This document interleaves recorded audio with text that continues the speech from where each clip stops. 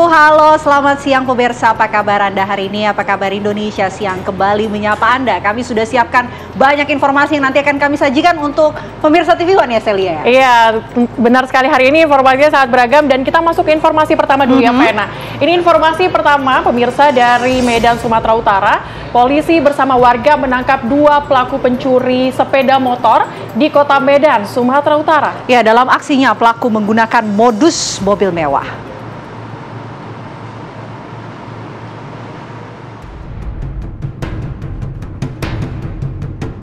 Detik-detik pencurian sepeda motor di Jalan Kapten Muslim, Kota Medan, Sumatera Utara, terekam kamera pengawas. Dalam aksinya, pelaku mendatangi lokasi pencurian dengan menggunakan mobil mewah. Dalam video tersebut, satu pelaku yang berinisial P turun dari mobil dan menggasak sepeda motor yang tengah parkir. Tidak butuh waktu lama, polisi dibantu warga berhasil membekuk 2 dari 3 pelaku. Kapolsek Medan Helvetia, Kompol Alexander Piliang menuturkan komplotan ini kerap melancarkan aksinya dengan menggunakan mobil rental untuk mencari target curian. Kedua pelaku mengakui sudah lebih dari 12 kali melakukan kejahatan dengan modus seperti ini dengan mobil yang berganti-ganti. Untuk mobilnya itu milik mereka atau gimana, Pak? Jadi hasil penyelidikan kami dan pengakuan dari pelaku bahwa mobil ini dirental, yang biasanya mereka menggunakan mobil Avanza, kadang-kadang mobil Honda HR-V. 2 pelaku berinisial RA dan AL kini berada di sel tahanan Polsek Medan Helvetia. Sementara pelaku yang membawa kabur sepeda motor korban berinisial P masih dalam pengejaran pihak kepolisian. Dari Medan, Sumatera Utara, Bahana Situmorang, Doni Admiral, TV One mengabarkan. Ya, pemirsa, dari Medan, Sumatera Utara kita beralih menuju ke Jawa Tengah. Ini miris aksi perundungan oleh sesama murid yang kembali terulang terjadi. Ini siswa SMP negeri di Purworejo, Jawa Tengah dibully oleh teman sekolahnya sendiri, diduga setelah pulang sekolah. Ya, Dinas Pendidikan berkoordinasi dengan kepala sekolah untuk pemberian sanksi kepada pelaku perundungan tersebut.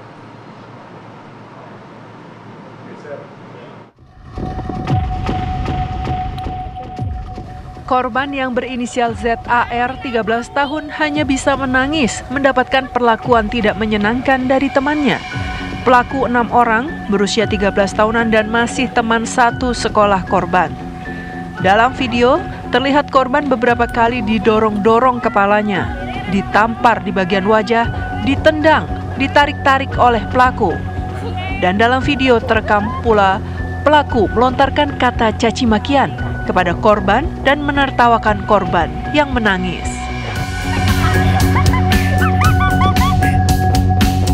Menurut keterangan pihak kepolisian, video viral ini di kalangan pelajar SMP negeri di Purworejo melalui grup WhatsApp dan belum sempat beredar di media sosial.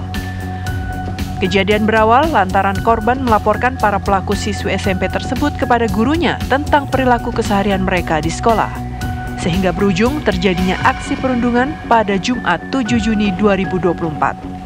Satreskrim Polres Purworejo, khususnya Unit 4 TPPA, segera bergerak cepat untuk mengamankan 6 pelaku tersebut. Pasal yang kita kenakan adalah pasal 80 ayat 1 Undang-Undang Perlindungan Anak, yang mana ancaman hukumannya 3,6 tahun. Dinas Pendidikan Kabupaten Purworejo baru menerima laporan tentang kasus perundungan tersebut dan akan berkoordinasi dengan kepala sekolah terkait untuk pemberian sanksi kepada pelaku perundungan tersebut. Dari Purworejo, Jawa Tengah, Edi Suryana, TV One mengabarkan. Ya, kita ke informasi berikutnya pemirsa. Ini buntut kasus tewasnya bos rental akibat dikeroyok massa di Pati, Jawa Tengah. Tim gabungan Polri terus melakukan pengejaran terhadap para pelaku. Ya, namun di lokasi polisi tidak mendapati pelaku pengeroyokan. Polisi berhasil mengamankan puluhan kendaraan bodong.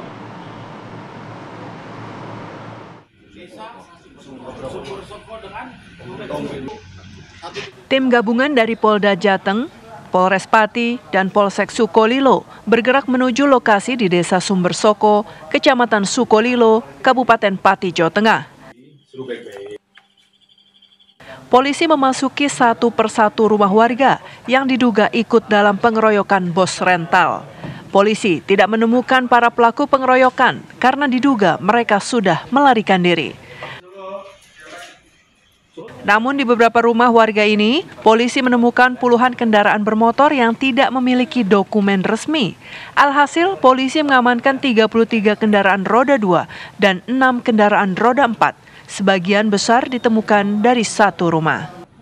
Jadi pada hari ini kami dari Polda Jateng beserta rekan-rekan dari Polresta Pati berdasarkan perintah Bapak Kapolda Jawa Tengah melalui Direskrimum, kita hari ini telah melaksanakan kegiatan pengejaran terhadap beberapa pelaku pengeroyokan yang ada di Kecamatan Sukolilo. Siang tadi kami mencoba melakukan pendekatan ke pihak keluarga, akan tetapi tidak menemukan hasil. Kemudian kami memberikan edukasi. Dalam waktu 1 minggu, mudah-mudahan para pelaku dapat menyerahkan diri sesuai dengan perintah dari Bapak Kapolda Jawa Tengah. Kebanyakan yang kami amankan dari kendaraan tersebut tidak memiliki dokumen yang resmi. Untuk lebih jelasnya, kita tunggu hasil pemeriksaan yang dilakukan oleh Satreskrim Polresta Pati maupun penyidik dari Polda Jawa Tengah. Setelah dikumpulkan di Polsek Sukolilo, barang bukti puluhan kendaraan bodong tersebut kemudian diangkut ke Polda Jawa Tengah. Sementara, warga yang memiliki kendaraan bodong tersebut dimintai keterangannya di Polres Pati. Dari Semarang dan Pati, Jawa Tengah, Didit Kordias dan Abdul Rohim, TV One mengabarkan. Ya, pemirsa, Polda Kepulauan Riau mengungkap kasus penyalahgunaan bahan bakar minyak bersubsidi jenis biosolar untuk para nelayan yang diselewengkan ke industri. Ya, dari hasil tindakan tersebut, 2 orang pelaku berhasil diringkus dan polisi juga berhasil mengamankan 2 barang bukti.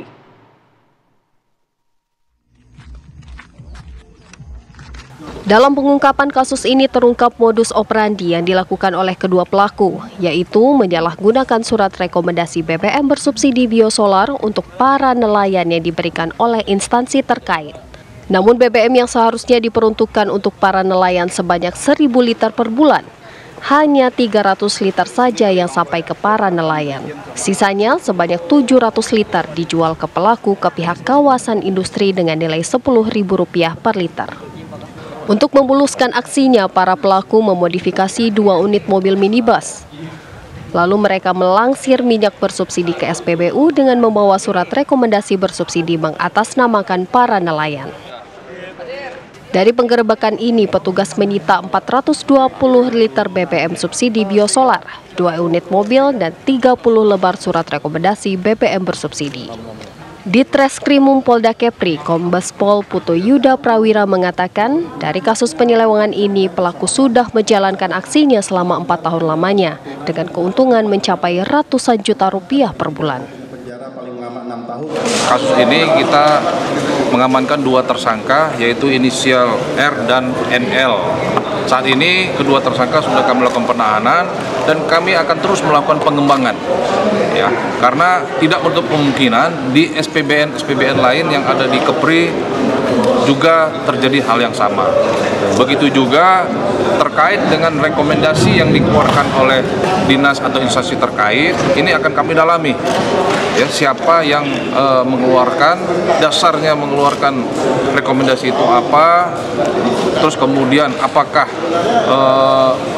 ada kaitannya dalam kasus ini dengan instansi terkait, ini masih akan kami kembangkan terus.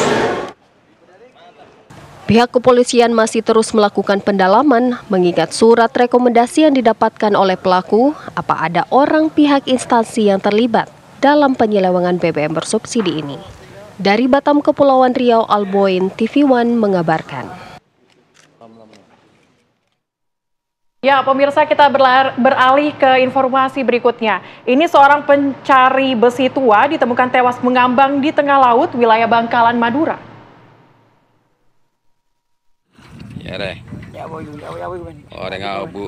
Beginilah kondisi Naharudin Safak, seorang warga Gresik, Jawa Timur yang bekerja sebagai pencari besi tua, ditemukan tewas mengambang di tengah laut wilayah Bangkalan, Madura. Korban ditemukan nelayan, kemudian dievakuasi ke bibir pantai, dan akhirnya dibawa ke puskesmas terdekat untuk dilakukan tindakan otopsi. Menurut petugas Satpol Airut Bangkalan, awalnya 16 orang asal Gresik yang terbagi dalam 2 perahu pergi ke tengah laut wilayah Klampis Bangkalan untuk mencari besi tua di rumah kontainer pengeboran minyak yang sudah tak digunakan.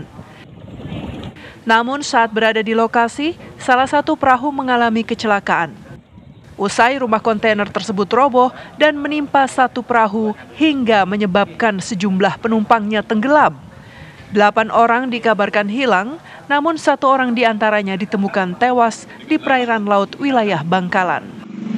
Ada kejadian pencari besi tua yang mengalami musibah di rig antara perairan Klampis dan Sepuluh. Ada penemuan mayat yang di sekitar rig tersebut atas nama Naharudin Safa yang alamatnya di Gresik. Jadi kemungkinan itu adalah korban yang dari 8 orang tersebut dari besi tua. Sementara 8 orang lainnya yang ada di perahu lain selamat dari kecelakaan laut. Petugas pun masih melakukan pencarian terhadap 7 orang pencari besi tua yang masih hilang di Laut Madura bagian barat. Dari Bangkalan, Madura, Dimas Farik Abdul Rahim, TV One mengabarkan. Ya, pemirsa, 3 polybag berisi tanaman ganja ini ditemukan oleh relawan pada saat melakukan pencarian korban tanah longsor di Lumajang, Jawa Timur. Ya, polisi langsung mengamankan dan menyerahkan tanaman ganja pada Satuan Reserse Narkoba Polres Lumajang. Ganja dari relawan pada waktu penyusutan. 3 polybag berisi tanaman ganja ini berhasil ditemukan relawan saat melakukan pencarian korban tanah longsor di aliran Sungai Besukbang, Desa Pronojiwo, Lumajang. 3 tanaman ganja yang memiliki tinggi kurang lebih 40 cm ini pertama kali ditemukan oleh Ahmad, salah satu relawan, tepat di antara rimbun tanaman pinus milik perhutani, tidak jauh dari lokasi bencana tanah longsor. Sekian, terima kasih. Atas temuan ini, saksi langsung menghubungi pihak kepolisian dan Koramil yang kebetulan juga berada di lokasi untuk selanjutnya melakukan pengamanan 3 batang tanaman ganja tersebut. Awalnya itu saya curiganya itu kok ada burung elang mutar-mutar di sini. Nah, takutnya itu si korban itu lari ke atas sini, terus ternyata saya cari keliling-keliling, ternyata tidak ada. Yang saya temukan adalah 3 ganja polybag dengan ukuran 40 cm dan juga 50 cm. Sementara ini kita masih lakukan lidik siapa sebenarnya yang merawat atau memiliki. Guna proses penyelidikan lebih lanjut, 3 batang tanaman ganja langsung diamankan dan diserahkan ke Satuan Reserse Narkoba Polres Lumajang. Dari Lumajang, Jawa Timur, Wawan Sugiarto, TV One mengabarkan. Ya, pemirsa, kita beralih ke informasi berikutnya. Nih, biasanya bengkel itu identik dengan memperbaiki kendaraan, namun berbeda ya di Sleban, Yogyakarta. Ada sebuah bengkel yang khusus diperuntukkan untuk sapi. Ya, di bengkel ini sapi kurus dan sakit-sakitan direparasi menjadi sapi gemoy dan juga sehat.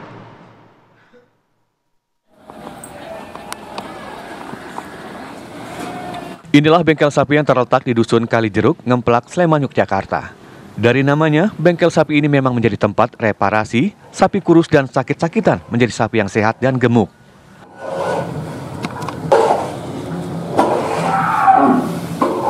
Sejak berdiri 2017 lalu, bengkel sapi telah berhasil mereparasi lebih dari 1.000 sapi.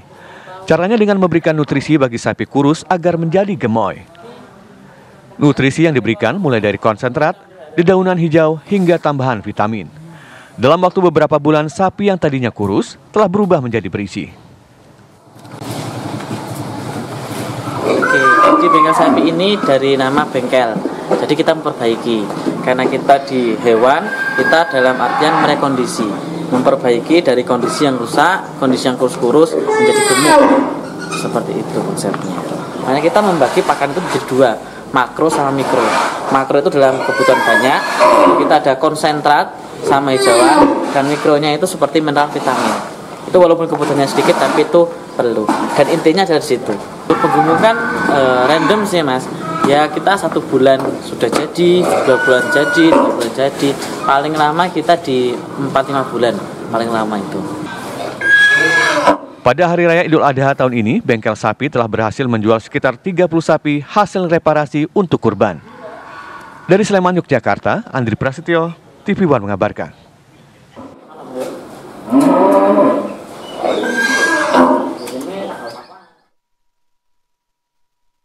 Ya, kami jeda terlebih dahulu pemirsa. Apa kabar Indonesia siang akan kembali saat lagi untuk Anda. Pemirsa, terima kasih masih bersama kami di Apa Kabar Indonesia Siang. Anda suka petualangan kuliner? Kalau Vena gimana? Sangat suka. Mungkin Celia punya rekomendasi yang menarik? Nah, kali ini kita punya rekomendasi menarik dari Pujasera Blok M Square di Jakarta Selatan nih, Vena. Nah, seperti apa kelezatan makanannya? Berikut kami hadirkan laporan rekan kami Fatimah Albar dan juru kamera Junaidi Syaifuddin.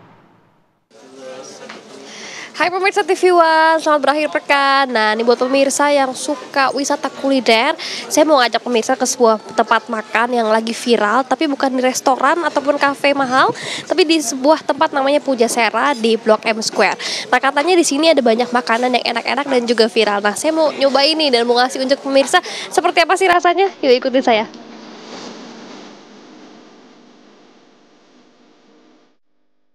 Ini dia salah satu yang menjadi perhatian.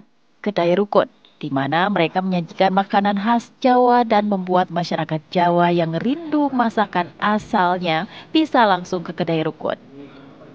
Kedai Rukun ini sendiri sebelumnya sudah sukses buka di Yogyakarta dan akhirnya memutuskan untuk buka cabang di Jakarta.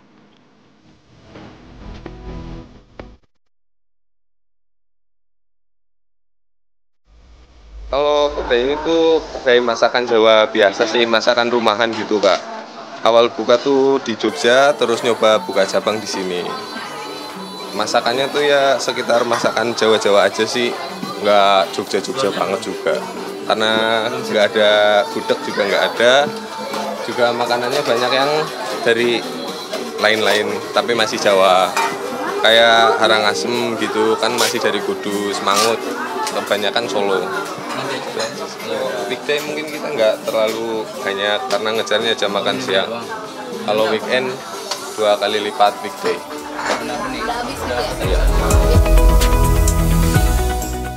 Nah, selanjutnya pemirsa, ini nih yang paling menarik perhatian saya. Antriannya panjang banget sampai mengular, yaitu bakmi piring. Dari namanya yang unik dan cita rasanya yang menggiurkan, bakmi piring ini sampai viral di media sosial. Sehingga membuat masyarakat pun penasaran dan rela antri lama untuk dapat mencoba bakmi piring ini.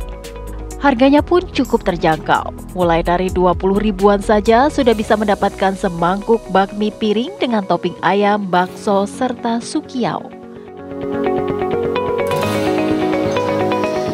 Pemirsa, akhirnya nih saya setelah ngantri panjang berhasil juga bisa mesen di bakmi piring. Ini menarik perhatian saya, soalnya ini antreannya panjang banget dari tadi dan ramai banget. Nah, saya penasaran apa sih rahasia dari bakmi piring ini. Nah, saya mau tanya-tanya langsung nih pemirsa, apa rahasia dari bakmi piring sampai banyak peminatnya. Yuk kita tanya. Halo Mas, dengan Mas siapa? Dengan Mas Irfan Kak. Mas, ini bisa ceritain nggak sih nih bakmi piring nih bakmi apa? Kok bisa sampai seramai ini sih Mas? Iya, karena bakmi piring tuh awalannya rame karena kita tuh orang penasaran dengan hal kita makan pakai piring Kak. Makanya kan dari tekstur mie-nya kita juga beda Kak. Entah dari mie atau ayamnya juga berbeda karena kita di sini juga menjual dari 3 macam ayam. Yang lebih best seller kita ada bakmi ayam komplit. Ada bakmi ayam cincang, ayam rajang sama ayam chashu Kak. Ditambah dengan sui kiaunya Kak. Berarti kalau bakmi ayam komplit nih saya dapat semuanya nih ya Mas ya? Iya, dapat semuanya Kak. Biasanya buka jam berapa, terus tutup jam berapa, dan laku berapa porsi sih Mas biasanya sehari?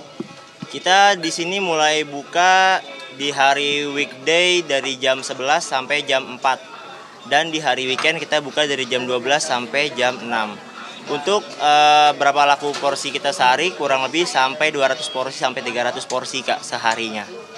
Hari 200 sampai 300 porsi ini tutupnya jam 6, kira-kira habis jam berapa tuh Mas?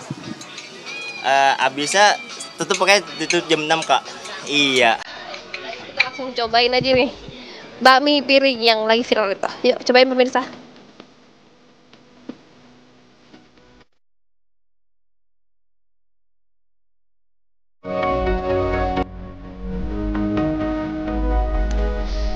Nah pemirsa, ini pesanan makanan saya sudah tersata rapi di meja. Saya udah nggak sabar banget mau nyobain. Tapi saya mau nyobain bakmi piring dulu nih. Udah ngiler banget dari tadi.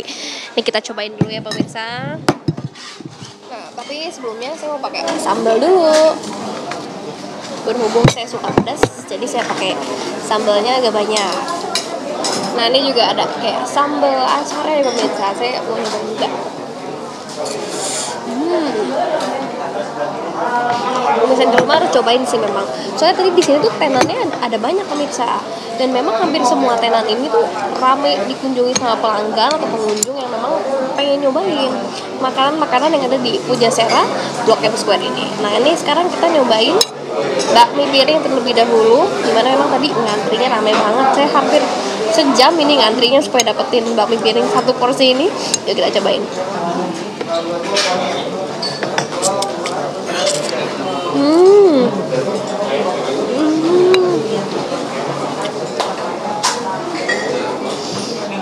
Enak banget pemirsa. Tapi kita harus cobain makanan yang lain dulu.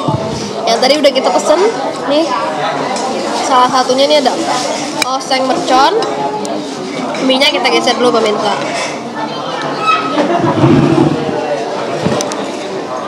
Nah ini oseng merconnya kita ambil jadiin satu sama karang asemnya. Ini juga unik sih, saya penasaran banget nyobain karang asem ini karena sebelumnya belum pernah nyobain masakan karang asem ini. Kita kasih kuahnya nih, osengnya kita tambahin. Kita cobain ya pemirsa. Aduh, ini lembut banget ayamnya. Sumpah deh nih.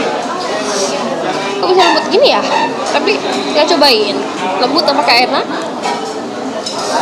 Oseng mercon, karang asem. Kita cobain dalam jadi satu.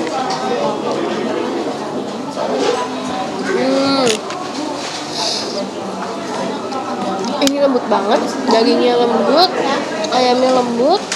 Terus kuah asemnya tuh pas, nggak terlalu asam. Tapi buat pemirsa yang nggak suka terlalu pedas, mungkin oseng merconnya jangan banyak-banyak ya. Soalnya ini pedasnya cukup menyengat gitu. Tapi enak, aku suka. Makanan di sini memang nggak salah viral, nggak salah banyak antriannya, karena enak-enak juga. Nah pemirsa bisa dilihat nih di belakang saya nih masih terus ngantri yang buat pesen bakmi piring ini. Buat pemirsa yang mau cobain, gak salah banget buat cobain jadi opsi wisata kuliner karena harga segini cuma 25.000 udah dapet daging ayamnya, baksonya, semuanya juga dapet sambelnya, enak banget. Dan ini semuanya ada di Pujasera Blok M Square Jakarta Selatan. Jadi yuk pemirsa yang pengen coba-coba wisata kuliner langsung aja datang. Dan dari Jakarta, Fatima Albara, Juraidi Saifuddin, TV One mengabarkan. Ya, rupanya sangat nikmat sekali ya makanan. Jangan ngiler ya. Apa kita merapat habis ini? Tunggu, kita hadirkan dulu informasi lainnya ya. Pemirsa, ini informasi lainnya dari tim Jatanras Ditreskrimum Polda Sulawesi Tenggara. Ini berhasil meringkus 3 tersangka sindikat penggelapan mobil yang kerap beraksi di Sulawesi Tenggara. Petugas mengamankan 28 unit kendaraan hasil kejahatan. Ya, 3 pelaku sindikat penggelapan puluhan mobil berinisial FS, HN, dan AL ditangkap setelah sempat buron selama sepekan. Para pelaku ini beraksi dengan modus takeover atau menyewa kendaraan yang menjadi targetnya, kemudian dijual ke orang lain dengan menggunakan dokumen atau surat-surat palsu. Dari tangan pelaku, polisi mengamankan 28 kendaraan roda 4 hasil tindak kejahatan para pelaku sejak tahun 2022. Uang hasil penggelapan tersebut kemudian digunakan oleh para pelaku untuk bersenang-senang. Saat ini polisi masih terus melakukan pengembangan untuk mengetahui kemungkinan jumlah korban yang akan bertambah.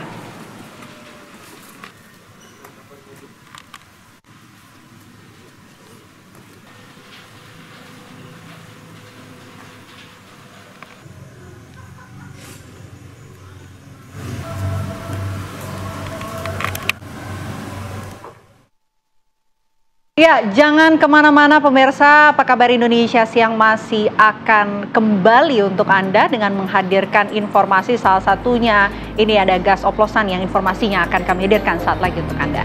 Masih bersama kami di Apa Kabar Indonesia Siang pemirsa, dan informasi berikutnya, jelang Lebaran Idul Adha 1445 Hijriah, PT KAI Daob 1 Jakarta mencatat kenaikan penumpang telah terjadi sejak 13 Juni kemarin. Ya, 145.000 penumpang ini diberangkatkan dari stasiun Pasar Senen dalam masa libur panjang Idul Adha tahun ini. Berikut laporan dari rekan kami Shena Damayana langsung dari stasiun Pasar Senen Jakarta. Pemirsa, Lebaran Idul Adha 2024 semakin mendekat. Banyak masyarakat Muslim khususnya di Indonesia ini akan merayakan momen spesial tersebut. Nah, jika hal tersebut atau fenomena tersebut dibandingkan dengan data yang ada, maka Iksvan sebagai manajer Humas PT KAI Daob 1 mengatakan bahwa memang kenaikan penumpang sudah terjadi dari tanggal 13 Juni 2024 yang lalu, di mana PT KAI khususnya di stasiun Pasar Senen tempat saya mengabarkan telah memberangkatkan 16.000 penumpang pada tanggal 13 Juni 2024. Juga jika kita melihat data okupansi total penumpang, pemirsa, memang ada beberapa tanggal yang sepertinya menjadi sangat favorit bagi penumpang untuk pergi di tanggal tersebut, yaitu di tanggal 13, 14, 15, 16 Juni 2024. Di mana memang okupansi total penumpang di tanggal tersebut sudah mencapai 85%. Bahkan di tanggal 15 Juni 2024 ini sudah mencapai 100%. Dan memang ada beberapa kota favorit yang menjadi tujuan dari para pemudik. Beberapa di antaranya adalah kota Bandung, Yogyakarta, Solo, dan juga Surabaya. Di mana PT KAI telah menyiapkan banyak fasilitas dan juga banyak pelayanan yang sudah disiapkan untuk Anda menyambut Idul Adha 2024. Dari Jakarta, Shena Damayana, Rian, TV One mengabarkan.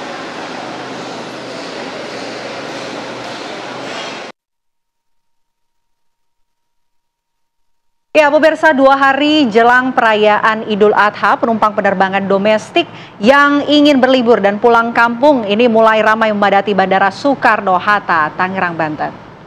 Ya, antrian penumpang mengular di konter check-in Terminal 3 Bandara Internasional Soekarno-Hatta sejak Jumat pagi. Pengelola bandara mencatat tren kenaikan jumlah penumpang mulai terjadi naik 25% jika dibandingkan hari kemarin. Jumlah penumpang mencapai 156.000 atau naik 25% jika dibandingkan hari kemarin, begitu juga dengan pergerakan pesawat, 1.057 pesawat. Naiknya jumlah pesawat dampak dari dimulainya liburan sekolah. Adapun tujuan favorit dari penumpang masih didominasi 5 kota besar seperti Bali, Medan, Makassar, Yogyakarta, dan Padang. Para penumpang mengaku tidak ada kenaikan harga tiket yang berarti. Diperkirakan jumlah penumpang pesawat terbang akan terus mengalami peningkatan seiring semakin dekatnya libur Hari Raya Idul Adha.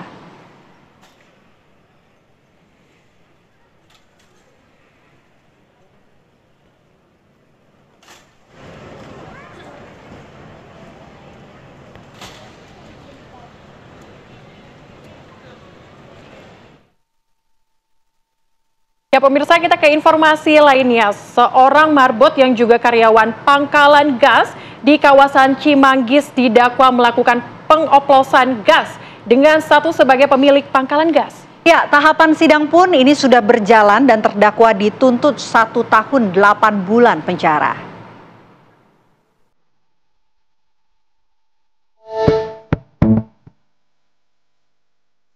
Seorang pemuda, Idris, yang kesehariannya adalah marbot masjid dan karyawan pangkalan gas di kawasan Cimanggis, didakwa kasus gas oplosan setelah tempatnya bekerja digerebek Polda Metro Jaya pada Januari lalu.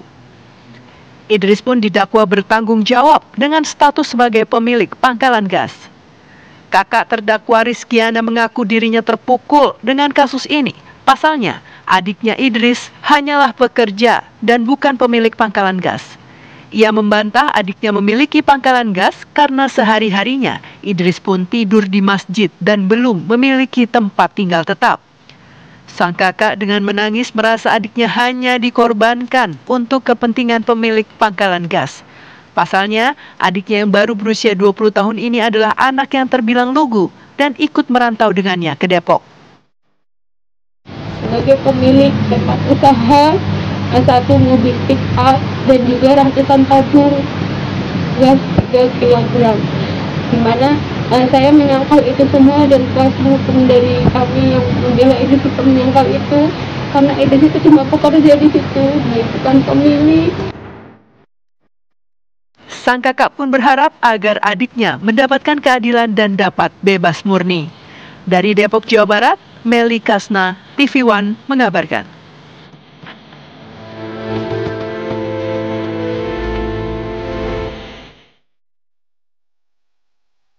Ya, jangan kemana-mana pemirsa, apa kabar Indonesia Siang harus jeda terlebih dahulu. Kami kembali menghadirkan informasi, salah satunya adalah sesosok wanita yang ditemukan tergeletak penuh luka dengan kondisi tak bernyawa di Cibubur, Ciracas, Jakarta Timur pada Kamis pagi. Informasi selengkapnya sesaat lagi.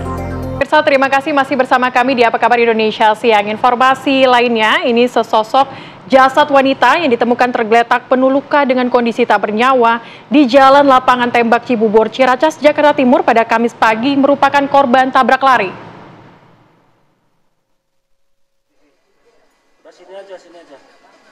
Pihak kepolisian dari Polsek Metro Ciracas, Jakarta Timur yang tiba di lokasi ini langsung mengevakuasi jasad korban serta melakukan olah tempat kejadian guna mengetahui penyebab tewasnya korban. Dari hasil penyelidikan dengan mengumpulkan keterangan dari para saksi dan bukti rekaman CCTV di lokasi, wanita tersebut tewas akibat tertabrak mobil sebanyak 2 kali hingga akhirnya terpental sejauh 5 meter. Diduga korban mengalami depresi lantaran saat kejadian korban nampak melucuti pakaian yang dikenakannya hingga akhirnya tidur di tengah ruas jalan.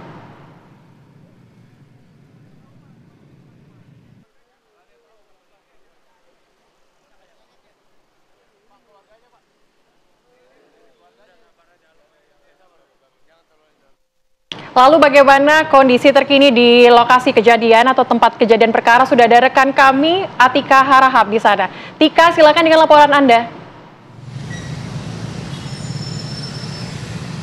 Ya baik, selamat siang Vena dan juga pemirsa. Benar sekali, ini merupakan lokasi kejadian ataupun lokasi ditemukannya korban ataupun jasad perempuan dengan penuh luka pada Kamis pagi kemarin di tepi Jalan Lapangan Tembak Cibubur, Ciracas, Jakarta Timur. Diketahui jasad perempuan dengan kondisi penuh luka ini memiliki inisial LS yang berusia 52 tahun dan merupakan warga yang tinggal tidak jauh dari lokasi ditemukannya jasad perempuan dengan kondisi penuh luka tersebut. Dan Vena dan juga pemirsa, sebelumnya pun dari keterangan baik itu dari saksi maupun dari rekaman CCTV memang terlihat ada seorang perempuan pada Rabu malam yang berada di tepi jalan di tempat langsung saya mengabarkan ini di Jalan Lapangan Tembak Ciracas, Jakarta Timur, dan beberapa kali mencoba untuk menidurkan badannya di pinggir ataupun di bahu jalan, dan memang terlihat dari rekaman CCTV beberapa pengguna jalan mencoba untuk berhenti, menurunkan kendaraannya dan mencoba untuk meminggirkan korban LS ini untuk tidak lagi menidurkan dirinya di pinggir jalan ini. Dan pada Kamis pagi menurut keterangan saksi dan juga dari rekaman CCTV, tepatnya pada pukul 5 waktu Indonesia Barat, kondisi terakhir dari LS ini ditemukan tergeletak dan sudah ditemukan dalam kondisi meninggal dunia. Memang saat ini belum diketahui pasti penyebab meninggalnya korban LS ini, namun berdasarkan hasil penyelidikan baik itu dari keterangan saksi maupun bukti rekaman CCTV, memang diketahui perempuan tersebut meninggal akibat tertabrak mobil sebanyak 2 kali hingga dengan terseret sejauh 5 meter dari lokasi korban LS ini menidurkan dirinya, begitu Vena dan juga pemirsa. Dan saat ini pun kasus sudah ditangani oleh unit Laka Lantas Polres Jakarta Timur dan jasad korban sudah dibawa oleh jajaran unit Reskrim Polres Ciracas ke Rumah Sakit Polri Kramat Jati untuk dilakukannya proses otopsi dan memastikan penyebab pasti dari meninggalnya korban LS ini lebih lanjut. Demikian, kembali ke studio, Vena. Baik, Atika Harahap melaporkan langsung dari Ciracas, Cibubur, Jakarta Timur. Ya pemirsa, usai jeda kami akan kembali dengan informasi lainnya sesaat lagi. Ya, informasi berikutnya akan kami hadirkan untuk Anda ini masih berkaitan dengan Timnas Indonesia, di mana ada sosok artis Ibnul Jamil yang terlihat antusias mendukung Timnas Indonesia pada saat menyaksikan yang lolos ke putaran ketiga kualifikasi Piala Dunia 2026 zona Asia. Ya, Vena, sebelumnya ini Ibnu Jamil ini juga artis yang dikenal gemar berolahraga, diketahui juga mengikuti London Marathon 2024 pada bulan April kemarin.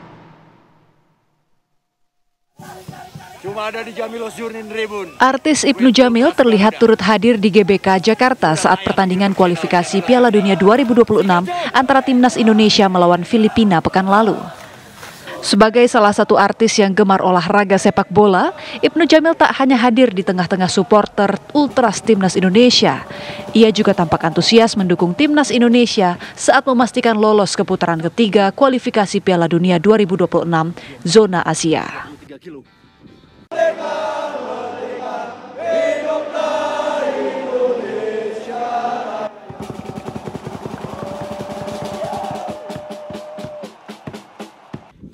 Kilo. Dikit lagi. Sebelumnya Ibnu Jamil melalui akun sosial medianya juga tampak bersemangat mengikuti lomba maraton dunia London Marathon 2024 di Inggris pada pertengahan bulan April lalu. Jamilos, demikian sapaan akrabnya, tak hanya seorang diri ketika melakukan perjalanan ke London untuk mengikuti lomba maraton dunia tersebut.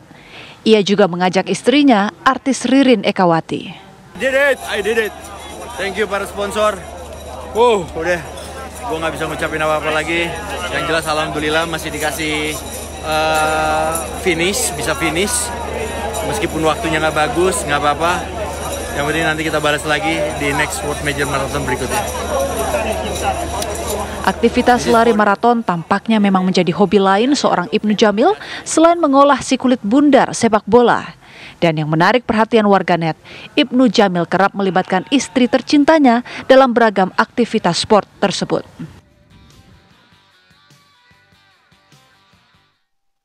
Ya, Celia dan juga pemirsa, kita hadirkan langsung sosok dari Ibnu Jamil, tapi melalui sambungan virtual ya. Kita sapa langsung Mas Ibnu Jamil, selamat siang, apa kabar?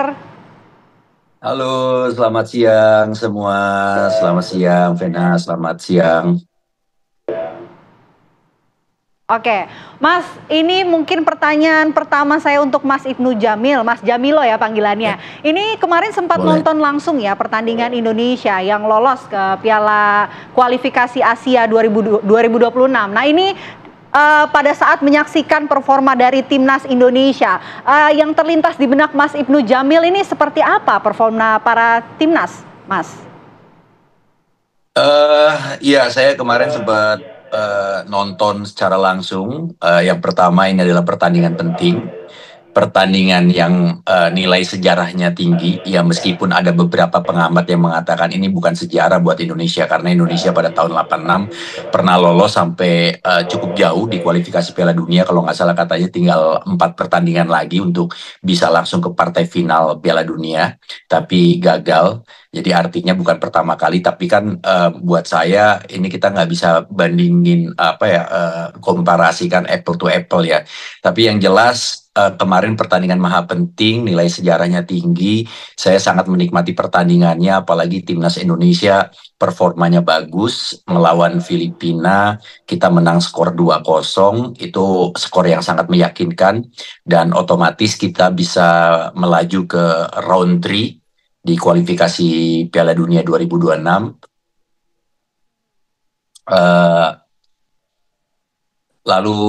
Lalu juga saya nonton bersama dengan Ultras Garuda karena saya ingin merasakan sensasi nonton bola dengan memberikan semangat kepada pemain-pemain nyanyi bareng-bareng, ngecen bareng-bareng. Terus kita punya beberapa koreo juga, ya meskipun bukan sesuatu koreo yang besar, tapi setidaknya itu bisa memberikan suntikan semangat untuk para pemain timnas dan juga bisa memberikan teror buat lawan. Oke, Mas Jamilo, ini kita penasaran, sejak kapan sih mulai mengikuti atau nonton sepak bola secara langsung seperti kemarin nih? Sebenarnya saya dari kecil udah nonton timnas main di GBK dari kualifikasi zamannya Kapten dipanggilnya Jenderal ya, Kapten Sudirman saat itu. Terus ada di eranya Popon, Ponario, terus Firman Utina, Bambang Pamungkas, banyak banget saya pernah menghadirkan atau menonton langsung di stadion. Tapi pas begitu kesibukan saya tidak begitu padat di bidang di sinetron atau acara TV. Jadi kalau film kan kita punya waktunya tuh jelas. Misalnya dari bulan ini sampai bulan ini produksinya, habis itu kita lepas. Nah, punya waktu yang cukup banyak ini yang saya menyempatkan diri untuk nonton langsung baik sepak bola nasional maupun internasional gitu loh. Datang langsung ke stadion. Termasuk juga nonton timnasnya. Oke, tadi katanya internasional nih Mas, selain penggemar dari timnas Indonesia tentunya, kayaknya nih Mas Jamilo juga menggemari klub lain ya, Manchester United atau apa nih Mas yang sebetulnya disukai oleh Mas Jamilo? Itu kayaknya negara kelahiran kedua saya. Waduh, negara Manchester. Oh. Iya, saya suka dengan Manchester sudah lama. Dari eranya Class of 92, mungkin sebelum itu juga saya udah sempat nonton, tapi saya jatuh cintanya memang di era-eranya Class of 92, itu eranya ada David Beckham, ada Nicky Butt, ada Paul Scholes, gitu. Oke, tapi Mas Jamilo nih sebagai supporter sepak bola timnas Indonesia kemarin, ini melihat Coach Sinteyong ini seperti apa? Kemudian membimbing dari timnas Indonesia dan permainan timnas Indonesia saat ini. Coach Sinteyong ini pokoknya saya bukan tipe yang mau membanding-bandingkan dengan pelatih-pelatih sebelumnya, karena memang akan terjadi pro dan kontra untuk masalah fasilitas, masalah kemudahan-kemudahan yang didapatkan oleh Coach Sinteyong. Tapi setidaknya ini formula yang ditawarkan oleh PSSI dan juga sepak bola Indonesia, terutama Pak Erick Thohir yang mempunyai formula ini untuk merubah kualitas sepak bola Indonesia dengan mendatangkan beberapa pemain-pemain diaspora ataupun naturalisasi. Tapi yang jelas semuanya itu kita udah nggak bisa beda-bedain lagi. Ini kan pemain luar, ini kan pemain naturalisasi, ini kan diaspora. Jadi nanti ada pro dan kontra nggak di dalam antara pemain lokal. Loh, mereka ini semua udah membela Garuda di dadaku gitu loh. Udah benderanya tuh udah Indonesia. Jadi sejumlah pemain yang ada di lapangan hijau itu semuanya itu adalah orang Indonesia. Jadi buat saya Coach Sinteyong ini nggak mudah loh untuk bisa menyatukan, membuat sebuah permainan yang kompak dan menjalankan instruksi yang diinginkan gitu loh. Dan Coach Sinteyong ini menurut saya sejauh ini cukup berhasil untuk menangani dan juga meramu senjata-senjata yang dia punya gitu loh. Apakah ini sudah cukup? Saya ngerasa kalau kita mau bersaing di pentas nanti di round 3, yang lawannya itu bisa aja Jepang, bisa aja Korea, bisa aja Australia, Arab Saudi, Qatar, Irak, Iran.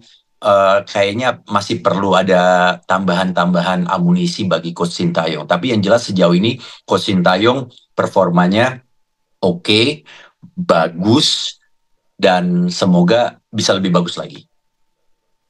Oke, semoga bisa lebih bagus lagi begitu dalam melatih para timnas.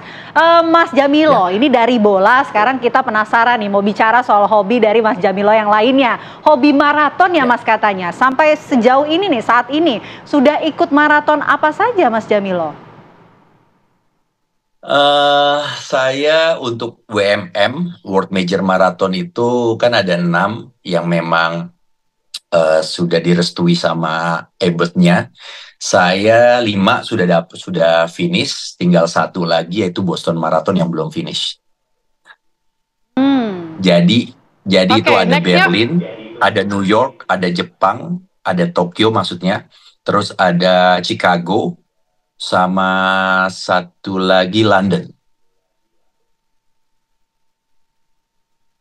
Oke, Mas Jamilo, ini ada kenapa pada akhirnya bisa suka maraton begitu? Karena kalau kita lihat kan maraton yang sudah dilewati oleh Mas Jamilo ini luar biasa ya, sampai treknya yang panjang. Treknya panjang banget. Apa sih yang sebetulnya membuat Mas Jamilo ini suka sekali dengan maraton ini? Maraton buat saya adalah salah satu induknya olahraga, ibunya olahraga. Terus juga buat saya kenapa saya suka lari, karena olahraga lari adalah olahraga yang tidak tergantung sama siapapun. Kita hanya menggantungkan kepada diri kita sendiri gitu loh. Jadi kalau main bola, main olahraga yang lain, atau mungkin kita tenis, kita masih tergantung teman, kita tergantung lapangan. Mungkin ada patungannya juga untuk bayar lapangan atau bayar pelatih, tapi kalau lari, itu udah diri kita sendiri yang memutuskan kita mau atau enggak, kita bisa olahraga atau enggak, itu lari gitu loh. Jadi kita nggak tergantung, apalagi alhamdulillah di lingkungan tempat saya tinggal ini juga untuk masalah trek lari nggak begitu sulit. Saya bisa lari dari rumah menuju kemana gitu loh, lari di pedestrian, di sidewalk, sampai ke GBK juga saya buat tempat latihan lari saya gitu. Jadi olahraga lari olahraga yang mudah aja buat saya.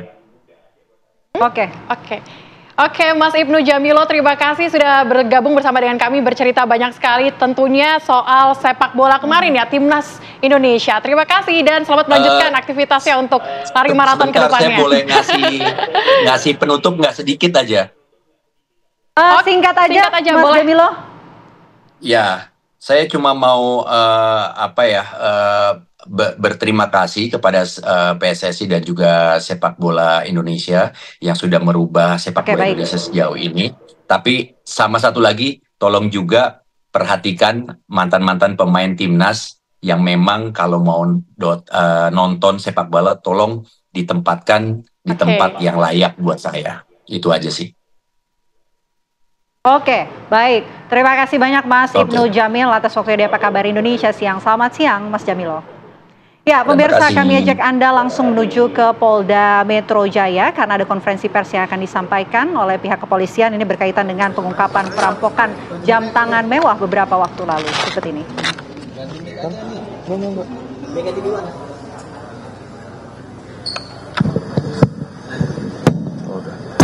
Udah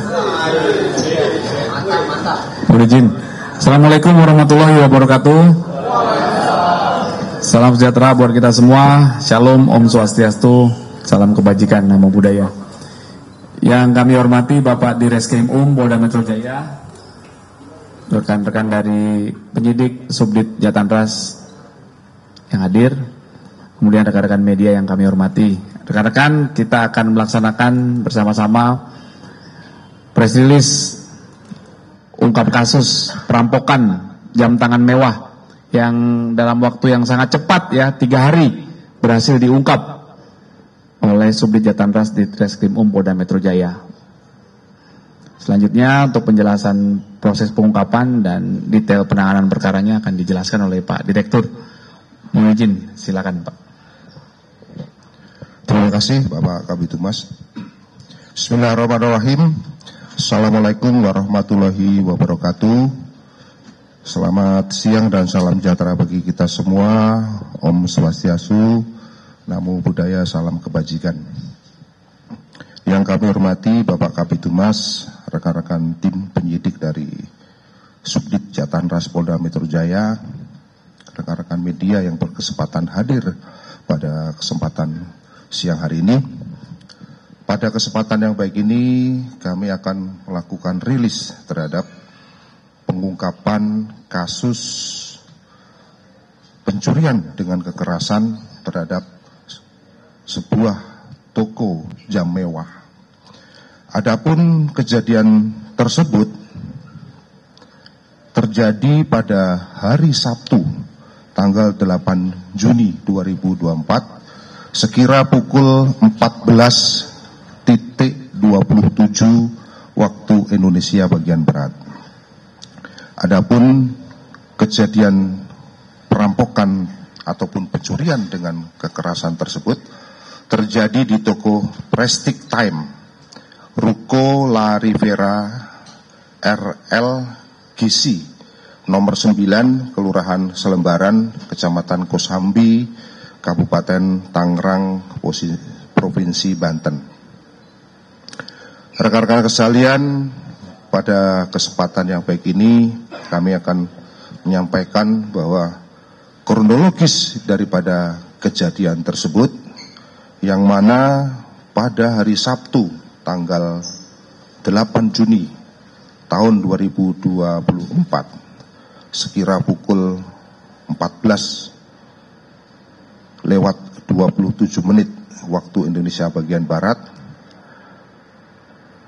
terlihat berdasarkan hasil bukti yang kami terima, tersangka atas nama HK masuk ke dalam toko Prestige Time dengan berpura-pura menjadi seorang customer.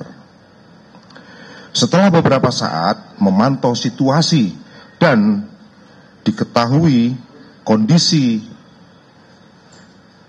ruko khususnya di lantai 1 toko dalam keadaan sepi, maka tersangka HK mengeluarkan pisau dan menodongkan pisau tersebut kepada 2 orang karyawan yang ada di dalam toko khususnya di lantai 1. Kemudian tersangka HK menyuruh kedua orang karyawan tersebut untuk masuk ke dalam fitting room. Selanjutnya, tersangka HK mengambil handphone milik karyawan, kemudian melakukan ataupun mengikat tangan para karyawan dengan menggunakan kabel TASE.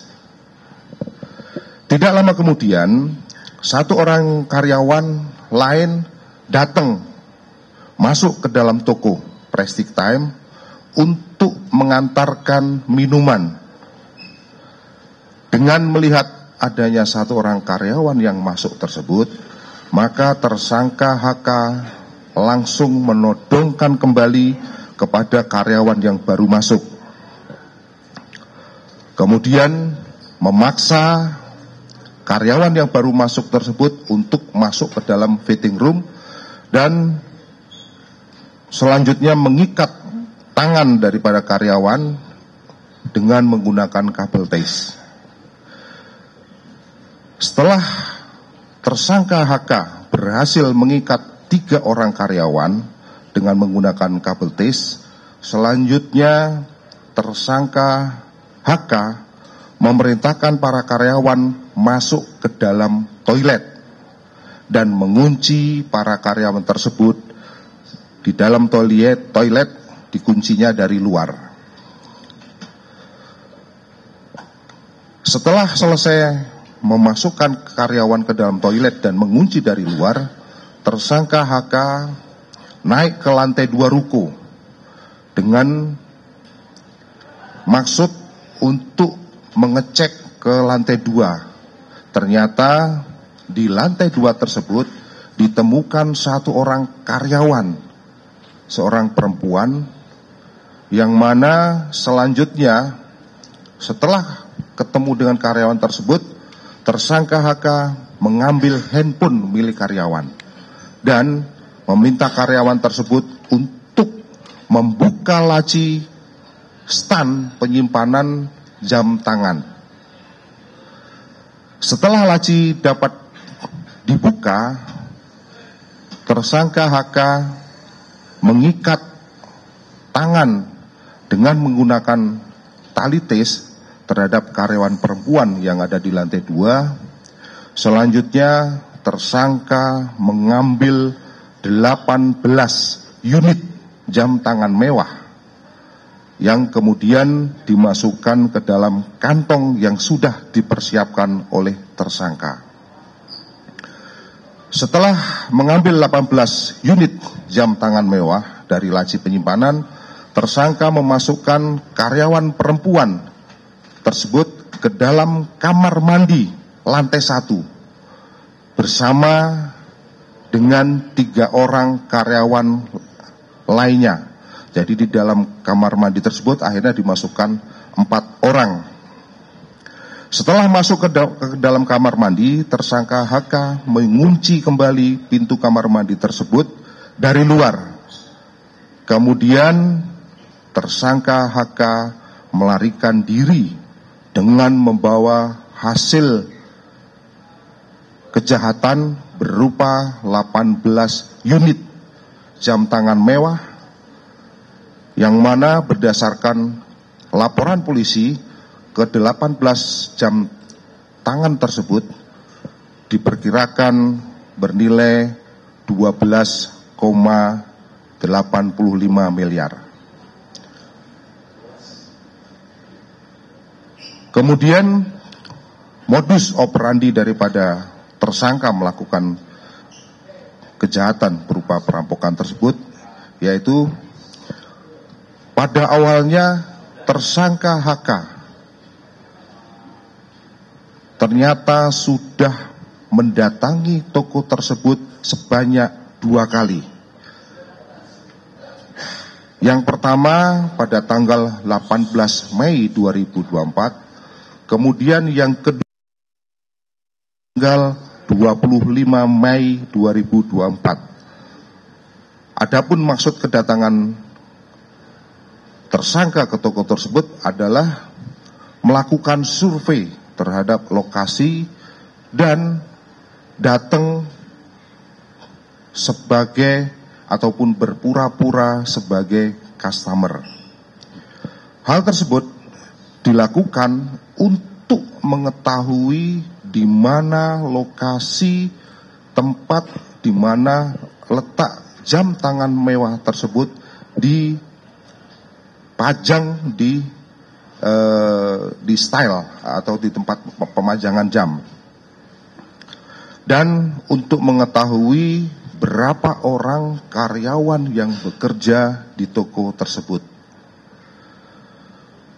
Setelah tersangka mengetahui situasi toko Prestige Time, maka pada tanggal 8 Juni 2024 sekira pukul 14.27 waktu Indonesia bagian Barat, tersangka melakukan aksi perampokan dengan didahului dengan mempersiapkan peralatan berupa yang pertama adalah pisau yang dibawa oleh tersangka dari rumah, kemudian tas kantong yang dipersiapkan oleh tersangka dari rumah, yang ketiga adalah kabel TASE yang dipersiapkan dari rumah, yang mana kabel tersebut dibeli oleh tersangka melalui toko online.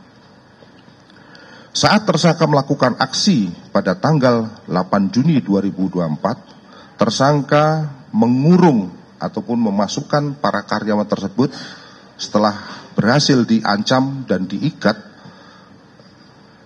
4 orang karyawan itu dimasukkan ke dalam kamar mandi dan dikunci dari luar. Ini dimaksudkan untuk mempermudah aksi daripada tersangka untuk mengambil sasarannya berupa jam tangan mewah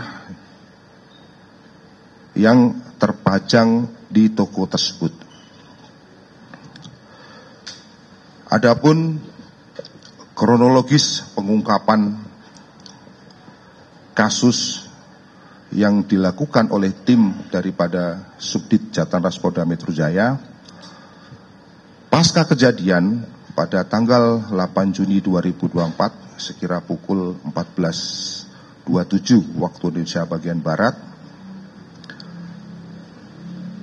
petugas ataupun karyawan toko menginformasikan bahwa telah terjadi perampokan di tokonya, yang kemudian personel dari Polres Tangerang Kota bersama tim Subdit Jataras Polda Metro Jaya mendatangi TKP dan melakukan olah TKP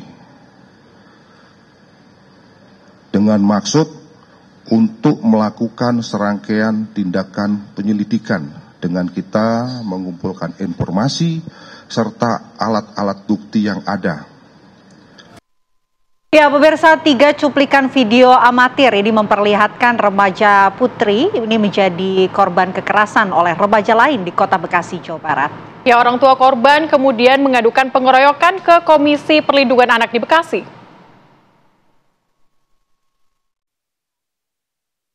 Inilah 3 potongan video berdurasi 8 menit 30 detik yang membuat geger warga Kota Bekasi. Video tersebut memperlihatkan seorang remaja putri siswa kelas 7 SMP Negeri 47 Kota Bekasi dikeroyok oleh sejumlah remaja putri. Nampak dalam cuplikan video pertama, remaja putri berinisial FN berbaju putih ini tengah didorong-dorong dan dipukul bergantian dengan 4 remaja lainnya. Meski dikeroyok, korban FN melakukan perlawanan. Atas kejadian ini, orang tua korban Rabu siang mengadukan kejadian ini ke KPAD dan Dinas Perlindungan Perempuan dan Anak Kota Bekasi. Ayah korban mengungkap peristiwa ini bermula saat anaknya FN diisukan telah menebar fitnah terkait temannya yang telah berbuat tak senonoh dengan pacarnya. Kemudian korban FN dijemput oleh salah satu orang remaja putri menuju lokasi kejadian di lapangan bulu tangkis Poris Jati Rahayu Pondok Melati, Kota Bekasi pada Jumat 7 Juni 2024 lalu. Di lokasi ternyata sudah ada 4 orang lainnya dan korban FN langsung diinterogasi dan tak lama terjadi pemukulan secara bergantian. Korban mengalami luka lebam di badan dan muka. Kekerasan fisik pada korban di live itu ya sama satu orang live streaming. Kondisi lukanya gimana, Pak? Jadi kondisi luka anak saya itu kemarin kan saya setelah kejadian itu hari Senin saya mulai melaporkan ke yang berwajib Polres Bekasi. Nah itu langsung pada hari yang sama itu langsung divisum. Memang ada beberapa yang di bagian rahang yang sebelah kiri. Kalau kiri itu ada pembengkakan, di pelipis sebelah kiri juga ada luka sayat bukan. Sementara itu, Komisioner KPAD Kota Bekasi yang ditemui usai menerima aduan keluarga korban mengatakan pihaknya akan melakukan pendampingan dan memberikan asesmen. Ia mengatakan bahwa peristiwa ini adalah kesalahpahaman antar para remaja yang tidak mampu menyelesaikan secara baik dan berujung pada tindak kekerasan. Korban sejauh ini mengalami trauma. Sedih, trauma. Tapi tadi setelah asesmen pas saya tanya gimana kondisi kamu? Ya udah agak enak kan Pak, karena udah bisa bercerita. Terus atas peristiwa pengeroyokan remaja ini, pihak keluarga telah membuat laporan ke kepolisian pada Senin 10 Juni 2024 lalu dan berkas telah diterima. Kabarnya pihak korban akan segera menjalani pemberkasan berita acara. Dari Bekasi, Jawa Barat, Maksanudin Kurniawan, TV One mengabarkan. Ya, pemirsa, calon wakil presiden terpilih Gibran Rakabuming Raka ini meminta maaf kepada masyarakat usai kemarin membagikan buku bersampul anaknya Jan Etes di Surabaya. Ya, Gibran mengatakan buku tersebut sudah ada sejak 4 tahun lalu. Beragam respon pasca pembagian buku bersampul Jan Etes putranya, wakil presiden terpilih Gibran Rakabuming Raka minta maaf jika yang dilakukannya membuat beberapa pihak tidak berkenan. Gibran menjelaskan bahwa buku bergambar Jan Etes itu sudah ada sejak lama, sekitar 4 tahun terakhir. Buku tersebut dibagikan pada anak-anak SDN Margorejo 6, Surabaya, Kamis pekan lalu. Mohon maaf ya, itu kan bukunya udah ada dari 4 tahun terakhir. Jadi saya minta maaf kalau ada yang kurang berkenan. Okay? Terkait pembagian buku bersampul Jan Etes sebelumnya dikritik Sekda Cempaka Putih yang mengatakan agar alang Ya, kita hadirkan informasi lainnya untuk Anda pemirsa. Usai menunaikan ibadah sholat Jumat di Masjid Al-Huda, putra bungsu dari Presiden Jokowi, Kaesang Pangarep, ini sempat membagikan buku tulis kepada anak-anak. Ya, puluhan anak dan remaja mendapatkan buku tulis bergambar doodle bernuansa bintang, planet, dan astronot. Terdapat tulisan rajin belajar dan membaca adalah jalan ninjaku pada sampul depan. Terdapat pula tanda tangan Kaesang pada bagian dalam sampul disertai pesan salam penuh kasih sayang Kaesang Pangarep. Usai sholat Jumat di Masjid Al-Huda Cempaka Putih dan membagikan buku tulis, Kaesang lanjut menyantap makan siang di kedai kecil mie ayam bakso tidak jauh dari masjid. Kaesang yang digadang-gadang maju di Pilkada DKI Jakarta 2024 itu mengatakan alasannya berkunjung ke Cempaka Putih, Jakarta Pusat karena dahulu ia pernah membangun perusahaan dan berkantor di wilayah Cempaka Putih.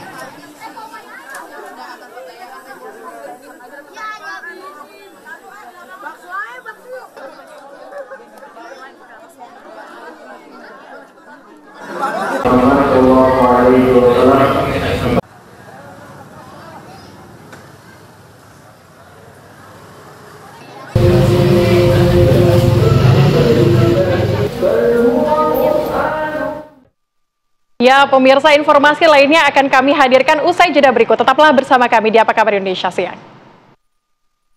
Ya, pemirsa, pulau sampah yang sempat menutupi badan Sungai Citarum sedikit demi sedikit sudah mulai berkurang. Ya, di Sungai Citarum ini sebelumnya terdapat pulau sampah dengan panjang 3 km dan juga lebar 60 meter. Dan diperkirakan ada 200 ton sampah yang mengambang.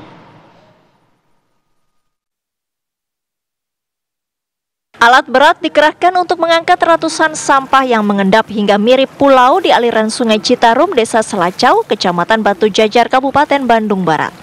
Hasilnya, endapan sampah mulai menghilang. Selain menggunakan alat berat, pengangkatan sampah juga dilakukan secara manual menggunakan perahu menyusuri aliran sungai.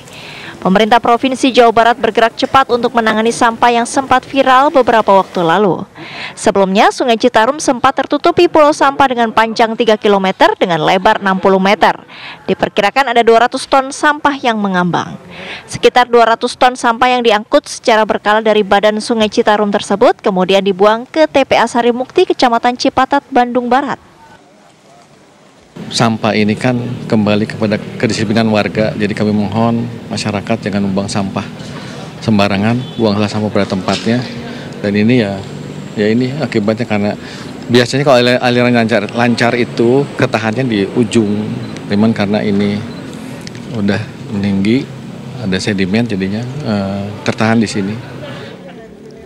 Menumpuknya sampah di aliran Sungai Citarum ini sudah berlangsung hampir 1 bulan. Kondisi ini semakin parah setelah diterjang banjir kiriman limbah sampah dari wilayah Bandung Raya yang bermuara di Batu Jajar. Penumpukan sampah bak TPA raksasa ini membuat warga yang tinggal di area bibir sungai merasa terganggu. Selain mengeluarkan bau yang tak sedap, juga banyak lalat yang hinggap ke rumah. Warga yang sering kali mencari ikan di aliran Sungai Citarum juga tidak dapat mencari ikan untuk waktu sementara. Warga berharap pemerintah segera membersihkan tumpukan sampah yang telah mengotori aliran Sungai Citarum. Dari Kabupaten Bandung Barat, Jawa Barat, Endra Kusuma, TV One mengabarkan. Ya, kita ke informasi lainnya pemirsa. Ini seorang kakek dituduh mencuri ayam jago milik Kepala Desa Pandantoyo di Kecamatan Temayang, Bojonegoro, Jawa Timur. Ya, setelah ditahan 28 hari, Kejari Bojonegoro ini menghentikan penuntutan karena tidak cukup bukti.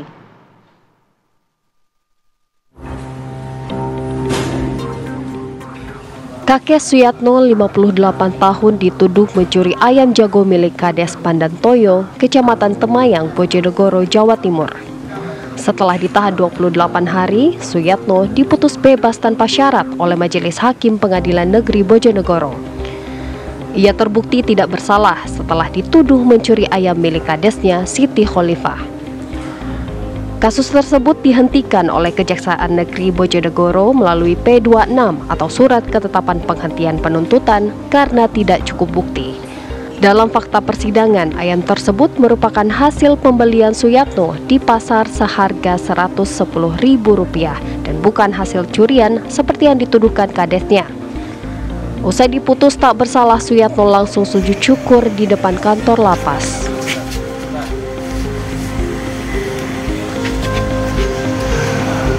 Silang. Oke. Senang Mang nggih? Senang. Terus pripun iki? Badhe langsung kondur apa pripun? Nggih, kondur. Kondur. Pihak keluarga akan melakukan pelaporan palsu pada Siti Khalifah karena atas tuduhan tersebut Suyatno ditahan 28 hari. Dari Bojonegoro, Dewi Rina Handayani, TV One mengabarkan.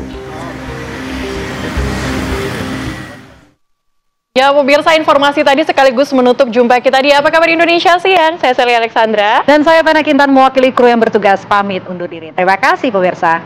Sampai jumpa. Sampai jumpa.